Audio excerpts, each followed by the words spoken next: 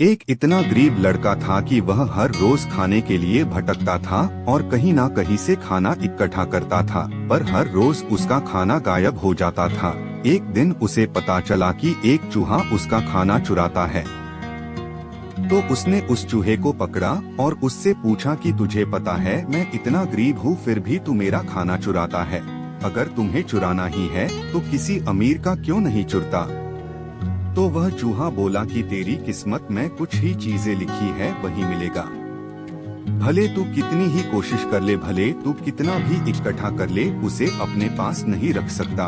यह जानकर लड़का बहुत शौक हुआ कि ऐसा कैसे हो सकता है।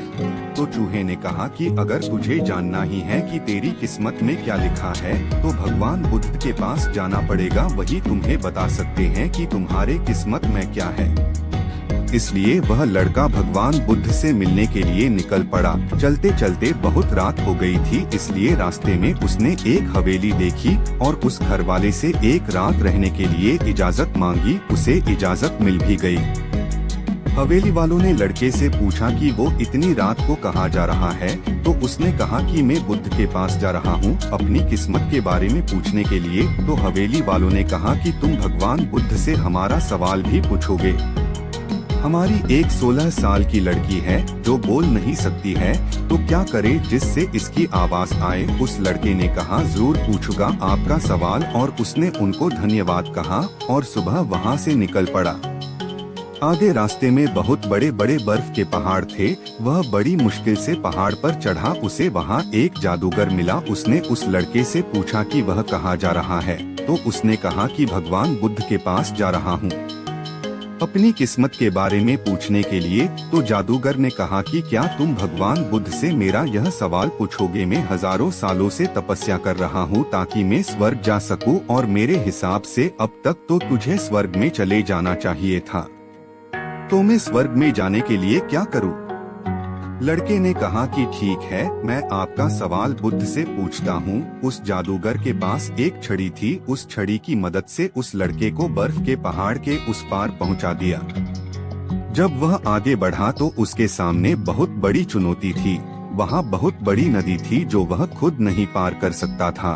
तभी उसकी मुलाकात विशालकाय कछुए से हुई। कछुआ उसे लेकर जाने के लिए तैयार हो गया।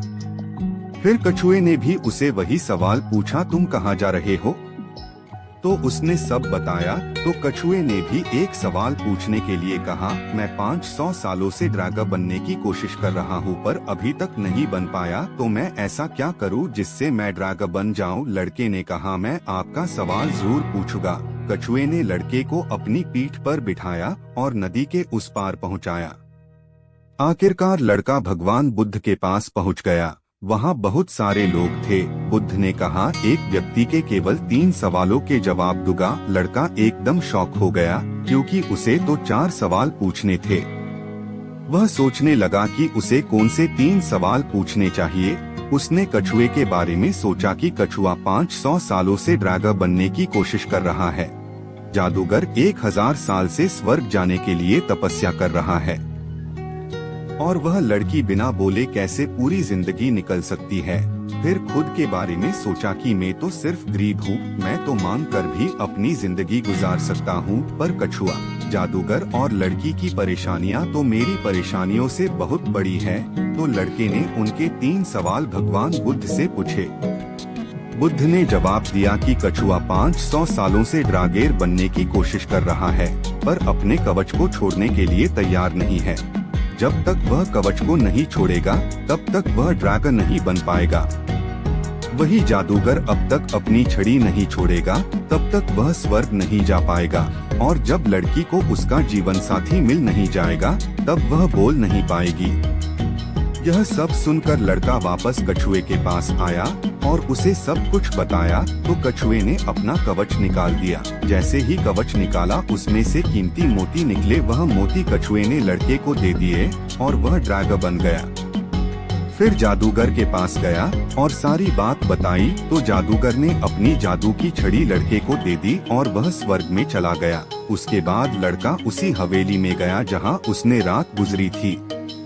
जब वहाँ गया तो लड़की सामने आई और बोली, उस रात हमारे हवेली पर तुम ही आए थे ना।